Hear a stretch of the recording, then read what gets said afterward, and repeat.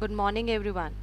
I hope you all have completed two chapters in Indian economic development, and today I'm going to start with the third chapter in Indian economic development, that is, economic reform since 1991. The progress of the Indian economy during the first 7 5-year plans was impressive indeed. Our industries became far more diversified compared to the situation at independence. India became self sufficient in food production. We can give our thanks to the Green Revolution. Land reforms resulted in abolition of zamindari system, but there was poor performance of many public sector enterprises.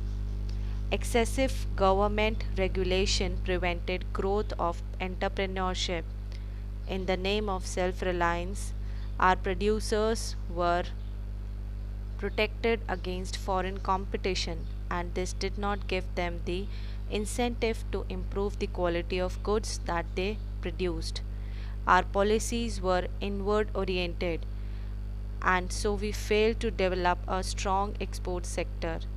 The need for reform of economic policy was widely felt in the context of changing global economic scenario, and the new economic policy was initiated in 1991 to make our economy more efficient.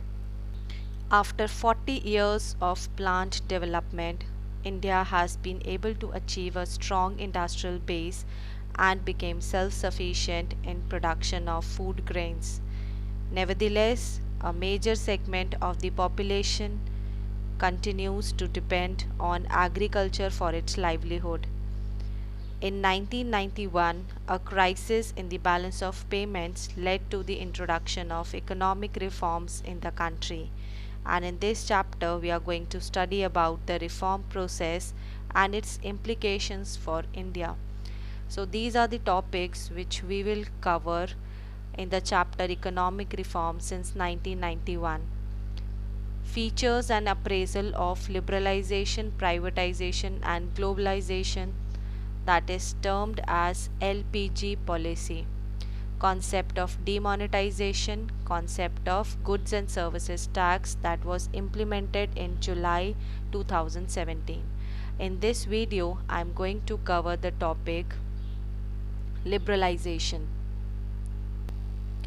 While addressing the nation, our former president Mr. K.R. Narayanan on the eve of Republic Day 1999 said that there is a consensus in the world today that economic development is not all, and the GDP is not necessarily a measure of progress of a society.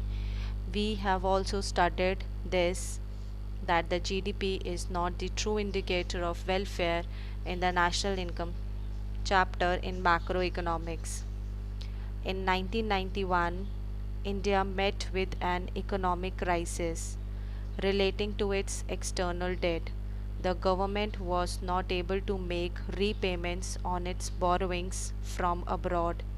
Foreign exchange reserves, which we generally maintain to import petrol and other important items, dropped to a level that were not sufficient for even a fortnight. The crisis was further compounded by rising prices of essential goods. All these led the government to introduce a new set of policy measures which changed the direction of our developmental strategies. And these policy measures were known as the economic reforms or new economic policy that was initiated in 1991. You can see in the picture, he is our former Prime Minister, Mr. Manmohan Singh. He was sworn in as the Finance Minister to former Prime Minister P.V. Narasimha Rao's government, which assumed office at the center in June 1991. At this point, the Indian economy still functioning according to the Nehruvian socialist agenda, which with the external debt pegged at 23% of gross domestic product and internal public debt amounting to 55% of the GDP. That wasn't faring too well for the country. Mr. Manmohan Singh also called for the economy to seek relief from the International Monetary Fund by applying for an emergency loan of $220 million, which later proved to be the essential keeper to preventing a debt default. The world may have a critical view on his 2 terms as Prime Minister of India, but no one can deny the fact that he managed to save the Indian economy back in 1991. Economic reforms were introduced in India since 1991. The need for economic reforms was felt because of the following reasons. First is balance of payment deficit. India's balance of payment deficit has been constantly rising, particularly since 1980 to 81. We have already studied about balance of payment, that it is the difference between total receipts and total payments of a country on account of its economic transaction, for example exports and imports of goods and services, with the rest of the world. Due to sharp rise in imports compared to export, balance of payment deficit went on rising. India's external debts rose from 12% of GDP in 1980 to a high level of 23% of GDP in 1990. The second need for economic reforms was foreign exchange crisis.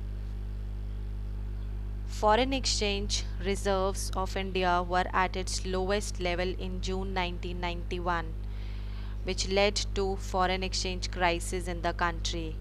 When we import goods like petroleum, we pay in dollars, which we earn from our exports. We did not have foreign exchange reserves enough to pay for 2 weeks import bill. The next reason or need for economic reforms was high fiscal deficit. Fiscal deficit we have already studied about in the chapter Government Budget in Macroeconomics. It is the difference between total expenditure and total receipts of the government excluding borrowings.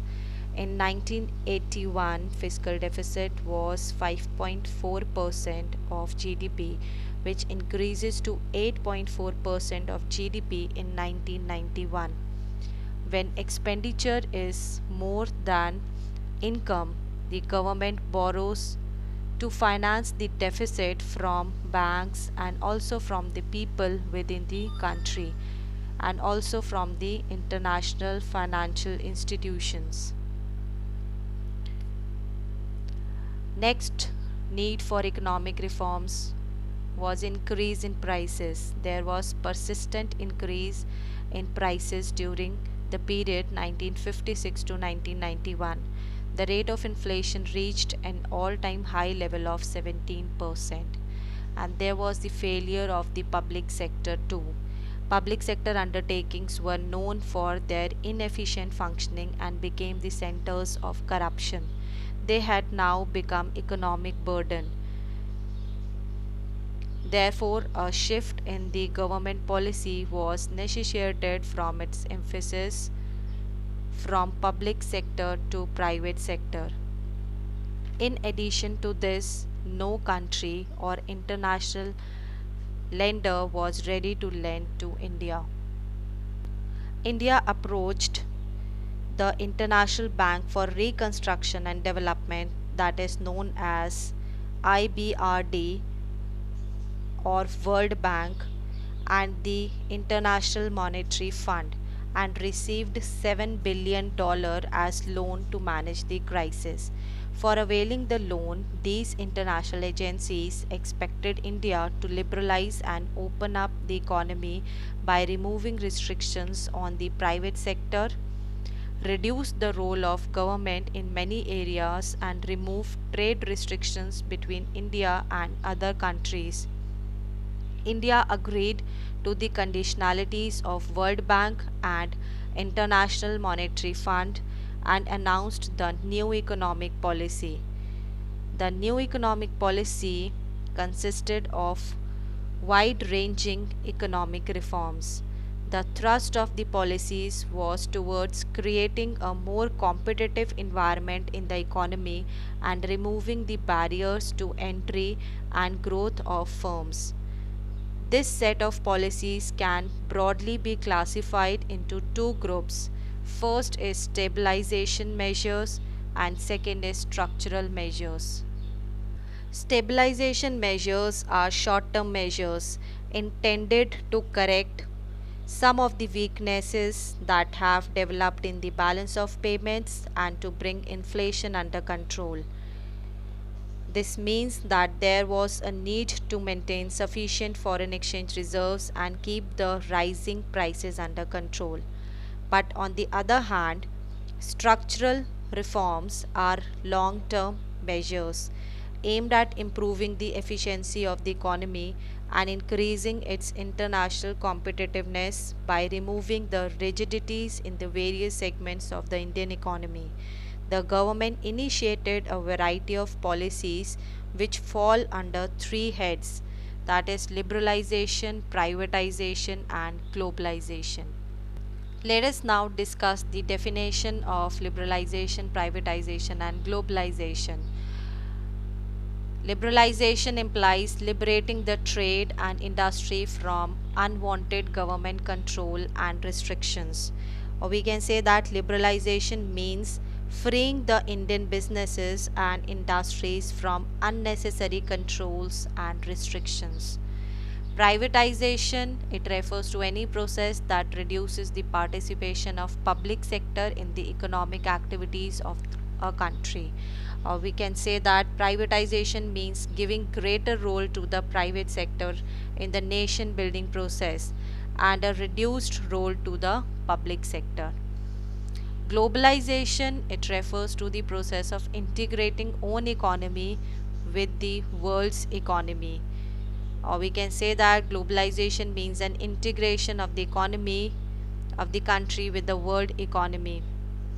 In this video, I am going to discuss about only liberalization. What were the measures that were implemented under liberalization policy? Liberalization was introduced to put an end to these controls and restrictions which were imposed during 1950 to 1990 and open various sectors of the economy. As pointed out in the chapter Indian Economy from 1950 to 1990, there were rules and laws which were aimed at regulating the economic activities, which became hindrances in growth and development. Liberalization was introduced to put an end to these restrictions and open various sectors. Though a few liberalization measures were introduced in 1980s in areas of industrial licensing, export-import policy, technology upgradation, fiscal policy and foreign investment. But reform policies initiated in 1991 that were more comprehensive. Let us study some important areas such as industrial sector reforms, financial sector reforms, tax reforms which were also known as fiscal reforms, and foreign exchange reforms or external sector reforms. Let us now discuss about industrial sector reforms which were introduced under liberalization policy. Earlier, there was industrial licensing under which every entrepreneur had to get permission from government official to start a firm, close a firm or decide the amount of goods that could be produced.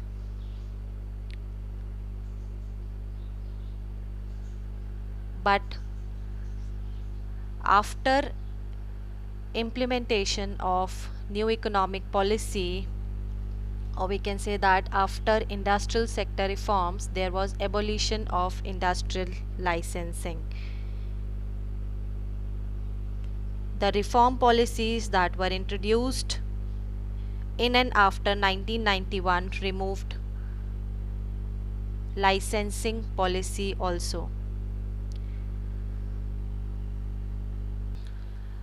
All industries except a short list of 4 industries are delicensed. The industries where licensing is compulsory now are cigarette industry, defense equipment, industrial explosives, and specified dangerous chemicals. There was contraction of public sector. Under new economic policy, the role of public sector in the process of industrial development has been greatly reduced. The number of industries exclusively reserved for the public sector reduced from 17 to 8 industries, but now this number is reduced to only 2, that is, atomic energy and rail transport are the only 2 areas of production which are exclusively reserved for the public sector. There was reform introduced in scale sector also. According to the new economic policy, investment limit for small scale industries has been increased to 5 crore with a view to modernize them. A micro units development refinance agency, popularly known as Mudra Bank, was set up in April 2015 to provide development and refinance to commercial banks, non-banking finance corporations, cooperative banks for loans given to micro units. Earlier, some goods were reserved for production by small scale industries only, but now the government followed the policy of de-reservation. Since April 2015, all items have been now de-reserved, that is, all items can now be produced both by small scale industries and large scale industries.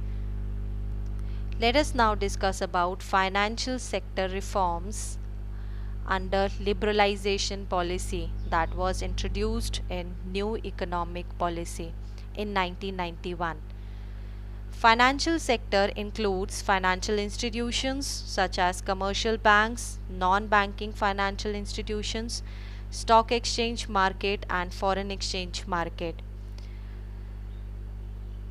The financial sector in India is regulated by Reserve Bank of India. You have already studied about this in Money and Banking chapter in macroeconomics. You are aware that all banks and other financial institutions in India are regulated through various norms and regulations of the Reserve Bank of India. And the RBI decides the amount of money that the banks can keep with themselves, fixes the interest rates, nature of lending to various sectors. One of the major aims of financial sector reform is to reduce the role of Reserve Bank of India from regulator to the facilitator of financial sector. This means that the financial sector may be allowed to take decisions on many matters without consulting the Reserve Bank of India. In August 1991, Committee on Financial Sector Reforms under the chairmanship of M. Narasimha was appointed by the Government of India.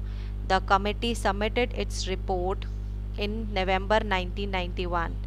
As a result, several measures were undertaken to increase the efficiency and profits of the banking system.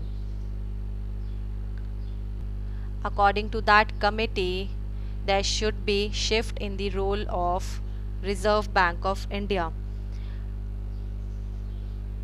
from regulator to a facilitator of the financial sector. There was reduction in statutory liquidity ratio and cash reserve ratio. There was reduction in statutory liquidity ratio and cash reserve ratio. At present, statutory liquidity ratio is 18% and cash reserve ratio is 3%. There was entry of private sector banks Indian as well as foreign investment limit in banks was raised to around 50%. National Stock Exchange was set up in 1992. India opened its stock market to foreign investors also. Foreign institutional investors like merchant banks, mutual funds and pension funds are now allowed to invest in India stock market also. Now let us discuss about the fiscal reforms or tax reforms under liberalization policy. Before 1991, both direct and indirect taxes were high. This encouraged tax evasion and provided disincentives to honest taxpayers. Tax reforms are concerned with the reforms in the government taxation and the public expenditure policy, which is collectively known as the fiscal policy. There are two types of taxes, direct tax and indirect tax. Direct taxes are those taxes the impact of which cannot be shifted onto others. For example, income tax, wealth tax. Indirect taxes are those taxes the impact of which can be shifted onto others.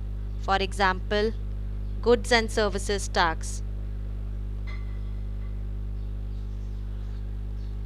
There was reduction in the corporate tax for medium and small enterprises.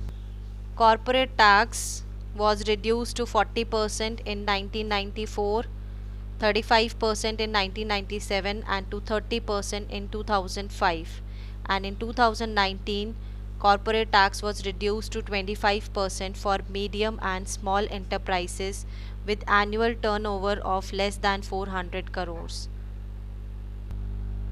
Recently, the Parliament passed a law, Goods and Services Tax Act 2016, to simplify and introduce a unified indirect tax system in India. This law came into effect from July 2017. Goods and Services Tax has subsumed all other taxes except custom duty. Now there are two indirect taxes, that is Goods and Services Tax and custom duty. The tax procedure was also simplified. This was the another component of tax reforms, that is the simplification in the tax system. Now let us discuss about the external sector reforms. The important reform in the external sector was made in the foreign exchange market. In 1991, as an immediate measure to resolve the balance of payments crisis, the rupee was devalued under fixed exchange rate system against foreign currency. This led to an increase in the flow of foreign exchange. And in 1993, we adopted the flexible exchange rate system. And we can understand the external sector reforms under three heads, that is foreign investment reforms, foreign trade policy reforms and foreign exchange reforms. Let us first concentrate on foreign investment reforms. Changes in foreign investment reforms includes that in high priority industries, the maximum limit of foreign investment was raised from 40% to 51%, and in select sectors, foreign investment limit was raised from 51% to 74% and then up to 100%. To promote foreign capital investment, foreign institutional investors were allowed to invest in the Indian capital market. Non-resident Indians were allowed to invest up to 100% in equity in high priority industries. Most of the foreign investment is now under automatic approval, which implies that permission from the government is not needed, only information is to be provided. Second reform was related to foreign trade, that is known as foreign trade policy reforms. Before 1991, there was a lot of restriction on trade and industry. These restrictions introduced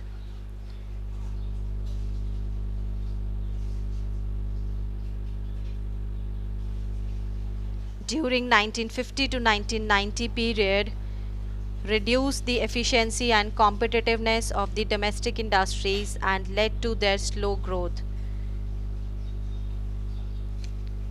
Major changes in foreign trade policy includes that all quantitative restrictions on imports have been abolished in 2001.